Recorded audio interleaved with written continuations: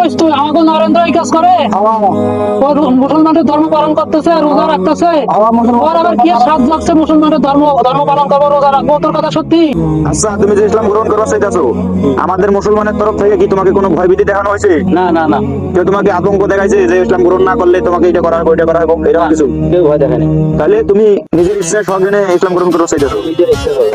আচ্ছা, তাইলে আমি কালেমা পড়তেছি, আমার সাথে সাথে কালেমা বলো। আচ্ছা। লা ইলাহা ইল্লাল্লাহ। লা ইলাহা ইল্লাল্লাহ। এ দাদা, আপনারা তো মুসলমান, আমরা তো রোজা আছেন, আপনার কোনো সমস্যা হয় না? কি সমস্যা হবে? গ্যাস্ট্রিকের? না, গ্যাস্ট্রিক হয় না। আর যদি মনে করো যে কোনো অসুখ বিসুখ থাকে, এই রমজান মাস উপলক্ষে আল্লাহ তাআলা সবকিছু মুক্ত করে দেয়। তোমার কি কোনো সমস্যা নাকি? আমার তো সমস্যা। কি সমস্যা? আমার গ্যাস্ট্রিক। গ্যাস্ট্রিক? হ্যাঁ। ডাক্তার দেওয়া নাই? এই ঢাকা শহরের ডাক্তার দেখা শেষ। এখন মনে করুন কি করবো সেটা একটা বুদ্ধি দাও। গ্যাস্ট্রিক ভালো হয় না? না, গ্যাস্ট্রিক ভালো হয় না। তোমার আমি একটা বুদ্ধি দেওয়ার পারি।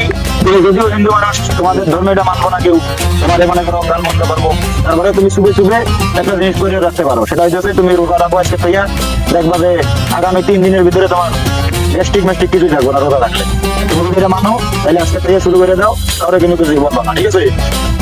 দাদা, আপনার কথা যদি সত্যি হয় তাহলে আমি রোজা থাকবো।